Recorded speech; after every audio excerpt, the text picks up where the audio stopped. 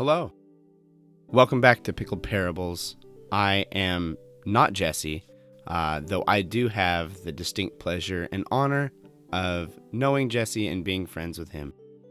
My name is Hunter Hoover, and to give you a quick idea of who exactly is going to be sharing with you today, I'm a Bible nerd who loves working with teens and young people, and I have the honor of Jesse asking me to share with you today. So my goal today in getting this privilege is, as it is with the young people that I work with, to highlight the value of God's Word and the influence it can and should have over our lives. So with that said, let's get into our episode. This episode is called The Value of Wisdom. If I could give one piece of advice to people in general, but especially to young people, it would be this: never stop learning. I believe God has made us, when God created human beings, He created us curious. And one of the ways that we can draw near to our God is through our learning and our curiosity and our exploration of knowledge and wisdom. Food for thought. Today, we're going to be talking about the value of wisdom, something that we have to hold to be true. We have to hold it as true that wisdom is of value if we are to pursue any type of lifelong learning. It's kind of senseless and pointless to pursue lifelong learning, if wisdom isn't of value. If it doesn't have value to us, why would we pursue lifelong learning? And once, when I was newly married, my wife and I attended a wedding of a college friend. And when we arrived at the venue in Idaho, we wanted to say hi to our friend because we really weren't sure if we were going to be able to interact with him on that personal level as much after he was wed. And so we found him, we go searching for him, and we finally find him at the top of this little hill. And he and his groomsmen are at the top of this small grassy hill taking some pictures prior to the wedding. And they had snapped a lot of the classics, the serious, the goofy, them holding him in the air, and an excellent photo of them all jumping up at the same time. The classic, group wedding photo shots. They had them all. And our friend greeted us, and we chatted briefly, and it was during this chat that the panic started. The best man had lost the ring, and what ensued over the next 15 to 30 minutes was all the groomsmen, the photographers, my wife and I, all searching for this wedding ring. We had to find it. And we looked, and we looked, and we looked, and then, right when we started to feel as if we were not going to find it, someone exclaimed, I found the ring. The relief, both on the best man's face and the groom's face, was visible. And we searched for this ring diligently, combed through the grass, not just because of its monetary value, but because of the value it had in that specific setting and in the moment. It's the wedding day. It's kind of good to have the wedding ring available. It meant something, and we would have looked longer if we would have had to. I can't stress that enough. We would have looked longer if we needed to look longer.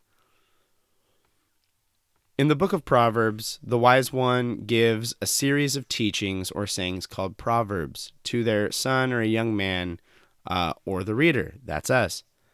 And chief among these notions, the wise one shares a number of things, good proverbs, wisdom for life, but chief among these things imparted to the hearer is this: the fear of the Lord is the beginning of wisdom. Fools despise wisdom and instruction. Wisdom begins with a proper awe and respect for the greatness of God that rightly places God as supreme to the experiences and inclinations we may have in this life. That is not to say that our experiences and inclinations are bad, but we must place the wisdom of God as supreme and as chief over those things. So, this notion of the fear of the Lord being the beginning of the wisdom is the thread. It's the thread that ties much of the Proverbs together. It holds the book of Proverbs together and in unison, and gives it this unifying theme. The fear of the Lord is the beginning of wisdom. From here, the teacher sets forth wisdom as this character. They actually highlight wisdom as a character in the Proverbs and calls out for us to respond. And when we do respond to wisdom, we will generally find that wisdom. That's the cool part about the wisdom of God. When you seek for it truthfully, wholeheartedly, and with a heart that is willing to be molded by the wisdom of God, you will generally find that wisdom. And as the teacher moves on, they note a very important thing about biblical wisdom. And this is found in Proverbs chapter 2, starting in verse 1, which is where we're going to be exploring today on Pickled Parables. Proverbs chapter 2. Oh, you got to get that page turn in there. Starting in verse 1, it says, "My son, if you receive my words and treasure up my commandments with you, making your ear attentive to wisdom and inclining your heart to understanding, yes, if you call out for insight and raise your voice for understanding, if you seek it like silver and search for it as for hidden treasures, then you will understand the fear of the Lord and find the knowledge of God." This is a classic in Hebrew thinking and writing of an if, then. So the speaker gives an if statement: if you receive my words and treasure up my commandments with you. And what follows are a series of if statements that build on this idea and kind of spice it up. They add some extra spice to the if. The premise, as you heard, is the idea that wisdom and the commandments are a treasure and they are valuable. The spice is two ways people can interact with this wisdom. The first is an inward response to wisdom. We must, he says, make our ear attentive to and incline your heart toward wisdom. These are learned things. These are personal dispositions. Literally, it's the idea that your ear is able to pick up wisdom. It's tuned, if you will. It knows how to hear wisdom, and it has to be learned. It's not something that you just instantly get. No. I think of folks who can. I had this professor in college he was a bird maniac, loved birds.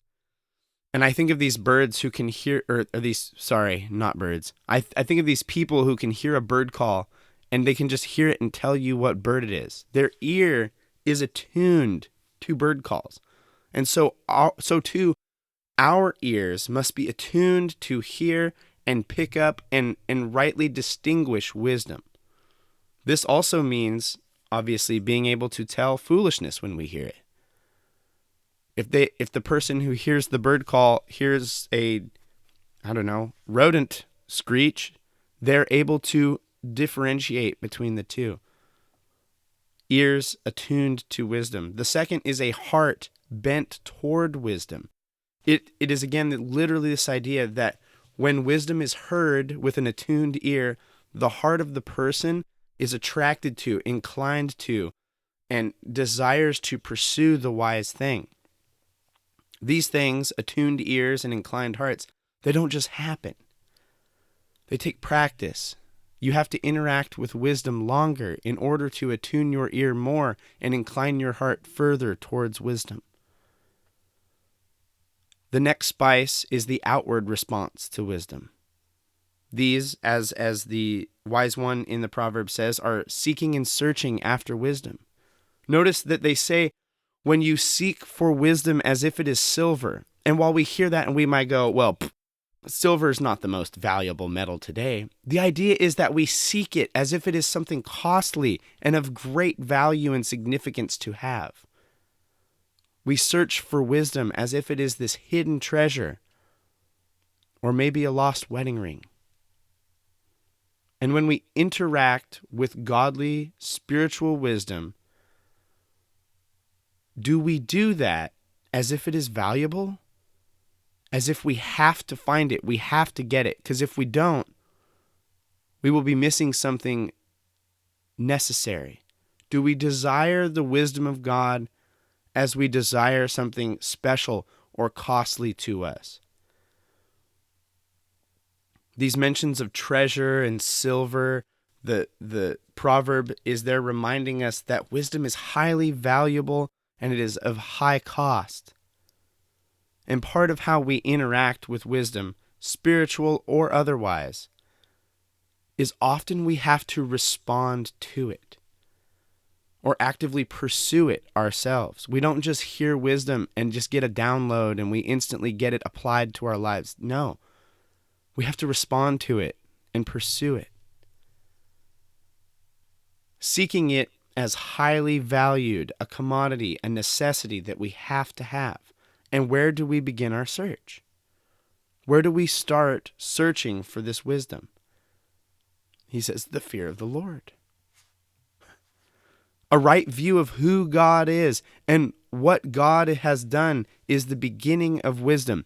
And once we have this right view, we should be motivated to seek godly wisdom as this valuable necessity. And when we do, then it says, note, then you will understand the fear of the Lord and find the knowledge of God.